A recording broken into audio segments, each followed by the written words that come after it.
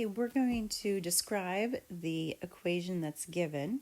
So notice that we have a 3 cosine t in the x direction and a 2 sine t in the y direction. I want to center on this first, and then we'll discuss that negative 1k that we have. So normally if we just had the 3 cosine t and the 2 sine of t, that would actually create an ellipse.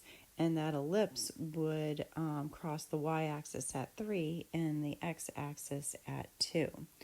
Now, because of